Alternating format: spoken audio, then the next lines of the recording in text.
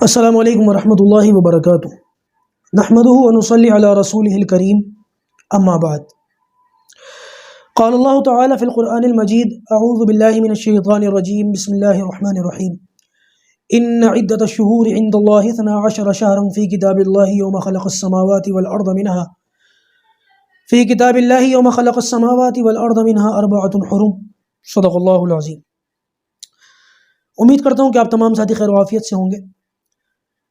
جیسا کہ آپ سب واقف ہیں کہ یہ محرم الحرام کا مہینہ چل رہا ہے، اور انشاءاللہ عز و جل اس متعلق آپ حضرات کے سامنے چند باتیں لے کر کے میں آتا رہوں گا 4-5 دنوں تک، اور مشکل سے 10-12-15 منٹ جو ہے آپ حضرات کے سامنے اس متعلق وضاحتیں چلتی رہیں گی۔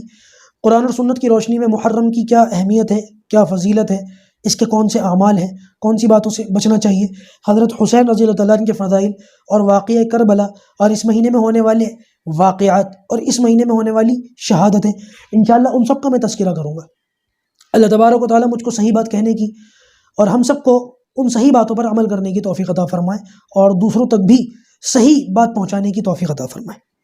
سب سے پہلے یہ بات سمجھ لیں کہ جو کچھ بھی میں آپ لوگوں کے سامنے باتیں رکھوں گا تو یہ ساری کی ساری باتیں وہ ہیں جو عام طور سے عوام الناس کے اندر موٹی موٹی باتیں جو ان کے ذہنوں میں آتی ہیں، یا ماحول کو دیکھ کر ان کے ذہنوں میں جو سوالات پیدا ہوتے ہیں، ان سوال جو علماء سے وہ لوگ جو سوال کرتے ہیں، پھر علماء ان سوالوں کے جو جواب دیتے ہیں، میں انشاءاللہ عز و جل ان سوال و جواب کی روشنی میں آپ حضرات کے سامنے باتیں رکھوں گا۔ اور آج کی اس نشست میں سب سے پہلے آج ہم بات کریں گے محرم الحرام کی اور عاشورہ کی، کہ اس کا تعارف کیا ہے اور اس کی حقیقت کیا ہے۔ آج ہم اس پر بات کریں گے۔ سب سے پہلے یہ بات یاد رکھیں کہ یہ جو شرعی اعتبار سے جو سال چلتا ہے، ہجری کیلنڈر چلتا ہے، یہ قمری مہینوں سے چلتا ہے۔ قمری مہینوں سے جو ہے سال کا آغاز ہوتا ہے ہمارے یہاں پر، اور قمری مہینے جو ہیں، ہجری مہینے جو ہیں وہ 12 ہیں، اور میں آپ کو سب کے نام بتا دیتا ہوں، آپ چاہیں تو اپنے نوٹ کر لیں اور اس کے ناموں کو یاد بھی کر لیں، اور ناموں کو یاد رکھنا بھی چاہیے۔ اردو مہینوں کے نام ہر مسلمان کو یاد ہونے چاہیے، یہ بہت برکت کی بھی چیز ہے اور اس کے فائدے بھی بہت ہیں۔ میں بتاتا ہوں آپ کو بھی کیا فائدے۔ سب سے پہلے نام سنیں۔ سب سے پہلا مہینہ جو ہے وہ محرم الحرام ہے۔ دوسرے نمبر پر جو آتا ہے وہ ہے صفر المظفر۔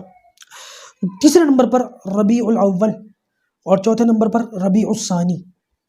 پانچویں نمبر پر جماد الاول، اور چھٹے نمبر پر جماد الثانی۔ اس کے بعد آتا ہے رجب المرجب 7ویں نمبر پر، اور 8ویں نمبر پر آتا ہے شعبان المعظم۔ پھر 9ویں نمبر پر آتا ہے رمضان المبارک، اور 10ویں نمبر پر آتا ہے شوال المکرم، اور پھر 11ویں نمبر پر آتا ہے ذی قعدہ، اور آخری میں آتا ہے ذی الحج، حج کا مہینہ۔ تو یہ 12 مہینوں کے 12 نام ہیں، اور یہ 12 مہینے جو ہے قرآن سے باقاعدہ ثابت بھی ہیں۔ جو آیت میں نے پڑھی سورہ توبہ کی آیت نمبر 36، ان عدۃ الشہور عند اللہ 12 شہرا فی کتاب اللہ یوم خلق السماوات والارض منها 4 حرم ذلک الدین القیم فلا تظلموا فیہن انفسکم۔ تو یہ پوری آیت ہے، اور اس کے اندر جو ہے ان 12 مہینوں کا ذکر ہے۔ اس کے علاوہ ہمارے یہاں جو کیلنڈر چلتا ہے وہ انگریزی کیلنڈر چلتا ہے، شمسی یعنی سورج کے کیلنڈر کے اعتبار سے، اور اس کے بھی 12 مہینے ہیں، اور ان کے بھی 12 مہینوں کے نام ہیں، اور ہم میں سے بہت سارے لوگوں کو، تقریباً سبھی کو، وہ 12 مہینوں کے نام یاد ہوتے ہیں: جنوری، فروری، مارچ، اپریل۔ تو اب آپ خود کمپیریزن کر کے دیکھ لیں کہ آپ کو اردو مہینوں کے نام کتنے یاد تھے اور انگریزی مہینوں کے نام کتنے یاد ہیں۔ میں یہ نہیں کہتا کہ سارے اللہ حفاظت فرمائے سارے ایسے ہوتے ہیں، لیکن میرے خیال سے 100 میں 2-4 لوگ ایسے نکل جائیں گے جن کو انگریزی مہینوں کے نام تو یاد ہوں گے لیکن اردو مہینوں کے نام شاید یاد نہ ہو۔ تو لہٰذا آپ کے سامنے یہ وضاحت آ گئی، آپ اس کو دیکھ لیجئے گا، اور اردو مہینوں کے نام بھی اس میں سے آپ یاد کر لیجئے گا۔ البتہ ایک چیز اور وہ میں وضاحت کر دوں، وہ یہ کہ انگریزی مہینوں کے جو نام ہیں نا، جنوری، فروری، یہ کسی گریک مائتھولوجی یا نارس مائتھولوجی جو بھی ہے، وہ بہرحال ان کے جو دیوی دیوتا ہیں ان سے متاثر ہو کر، یا ان کے بچوں کے، ان کے دیوی دیوتاؤں کے نام کے اوپر ان کے نام رکھے گئے ہیں، اور اسی وجہ سے جو ہے نا ان کے اندر کہیں نہ کہیں شرک کا احتمال بھی ہے۔ لیکن یہ نہیں کہ ہم کوئی جنوری فروری بولیں گے تو ہم بھی اللہ حفاظت فرمائے مشرک ہو جائیں گے، کیونکہ ہم میں سے بہت سارے لوگوں کو تو ان کا مطلب بھی نہیں پتہ ہوتا۔ تو یہ احتمال اردو مہینوں کے اندر الحمدللہ نہیں ہے، کیونکہ اردو مہینوں کے جو معانی ہیں، اب میں ان کے معانی بتاؤں گا اور انگریزی مہینوں کے معانی بتاؤں گا تو بات لمبی ہو جائے گی، اس کی وضاحت کبھی اور۔ بہرحال فی الحال اتنی بات یاد رکھیں کہ انگریزی مہینوں کے نام جو ہے نا وہ کسی دیوی دیوتاؤں کے ناموں کے اوپر رکھے گئے ہیں۔ تو اردو مہینوں میں یہ 12 مہینے ہیں، اور ان میں 4 مہینے جو ہیں وہ حرمت والے ہیں۔ نمبر 1 رجب، نمبر 2 ذی قعدہ، نمبر 3 ذی الحجہ، اور نمبر 4 محرم۔ ایک بات اور یہ یاد رکھیں کہ عبادتوں کا جو تعلق ہے، رمضان کے روزے، ذی الحجہ کے حج، اور پھر اس کے بعد ذی الحجہ ہی میں قربانی، ربیع الاول اور کیا بولتے ہیں اس کو، شعبان کی 15ویں رات شب برات، یہ سارے کے سارے معاملات جو ہیں وہ اردو مہینوں کے ساتھ خاص ہے، اور ان کی شناخت اردو مہینوں کے جو ہے یاد کرنے سے، یاد رکھنے سے ہوتی ہے۔ تو لہذا عبادت کا جو معاملہ ہے وہ بھی اردو مہینوں کے ساتھ خاص ہے، اس لیے بھی اردو مہینوں کی جو ہے وہ بڑی فضیلت ہے۔ اس کے علاوہ یہ بات یاد رکھیں کہ اگر کوئی شخص اپنا کام کاروبار، لین دین، معاملات کرے تو کس کیلنڈر کے اعتبار سے کرے، انگریزی کیلنڈر کے اعتبار سے کرے یا اردو مہینے کے کیلنڈر کے اعتبار سے کرے؟ تو یہ بات یاد رکھیں کہ اردو تاریخ کا یاد رکھنا یہ مسلمانوں پر فرض ہے، فرض کفایہ، سارے مسلمانوں پر فرض عین نہیں ہے، اگر کچھ لوگ بھی اس کو یاد کر لیتے تو سب کی طرف سے کافی ہو جائے گا۔ لہذا اس کے لیے بہتر یہ ہے کہ اپنے جو معاملات ہیں اور لین دین ہیں ان کو جو ہے نا وہ اردو مہینوں کے اعتبار سے کیا جائے، تو پھر ان مہینوں کے نام اور ان کی تاریخیں یاد رکھنا آسان رہتا ہے۔ مثال کے طور پر آپ اپنے لیبروں کو تنخواہ وغیرہ دیں تو اردو مہینوں کے اعتبار سے دیں، تو اس سے آپ کو مہینوں کے نام بھی یاد رہیں گے، ترتیب بھی یاد رہے گی، تاریخ بھی یاد رہے گی۔ لیکن اگر آپ ایسا نہیں کرتے، انگریزی مہینوں کے اعتبار سے لین دین کرتے ہیں، تو اس میں بھی کوئی حرج کی بات نہیں ہے، آپ کر سکتے ہیں۔ ایک بات اور یہ یاد رکھیں کہ یہ جو ہجری کیلنڈر ہے اس کی شروعات محرم سے ہوتی ہے اور اس کا جو انجام ہے آخر جو ہے وہ ذی الحج پر ہوتا ہے۔ اچھا، یہ بھی یاد رکھیں کہ محرم کی جو ہے نا وہ مبارکباد نہیں دینی چاہیے، کیونکہ میں نے جیسے اس میں بتایا تھا کہ نبی کریم صلی اللہ علیہ وسلم اور صحابہ کرام ہمارے لیے نمونہ ہے، اور ان کی زندگیوں کو اگر ہم اٹھا کر کے دیکھیں تو وہاں دعائیں ملتی ہیں، وہاں مبارکبادیں نہیں ملتی۔ تو لہٰذا آپ مبارکباد نہ دیں، کیونکہ یہ اپنی طرف سے اضافہ ہو جائے گا دین میں جو صحیح نہیں ہوتا۔ کوئی آپ کو مبارکباد دے دے تو آپ کچھ اچھے کلمات میں اس کو پلٹ کر کے دعا دے دیں۔ اچھا، محرم سے کیلنڈر کا آغاز کیوں ہوتا ہے؟ مہینے تو 12 ہیں، کس مہینے سے، کسی اور مہینے سے بھی آغاز ہو سکتا تھا، صرف محرم ہی سے کیوں آغاز ہوا؟ تو اس کی وجہ یہ ہے کہ یہ جو قمری کیلنڈر ہے نا، یہ ہجری کی وجہ سے نبی کریم صلی اللہ علیہ وسلم نے جو ہجرت فرمائی تھی نا، اس کا آغاز اس ہجرت والے واقعے سے ہے، اور آپ صلی اللہ علیہ وسلم نے یہ جو ہجرت کا ارادہ فرمایا تھا، یہ ارادہ آپ نے محرم کے مہینے میں فرمایا تھا، اسی وجہ سے جو ہے وہ محرم سے اس کیلنڈر کا آغاز ہوتا ہے۔ محرم کے معنی کیا ہے؟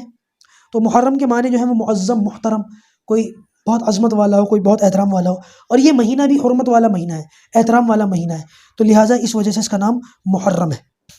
اس مہینے کے اندر کچھ واقعات پیش آئے تھے، خیبر کا جو خیبر فتح ہوا اور قادسیہ فتح ہوا اور روم فتح ہوا، وہ اسی مہینے کے اندر محرم کے مہینے میں ہوا، اور فتح مصر بھی وہ اسی مہینے کے اندر ہوا، اور سب سے بڑا واقعہ کربلا، حضرت حسین رضی اللہ تعالیٰ عنہ کی شہادت۔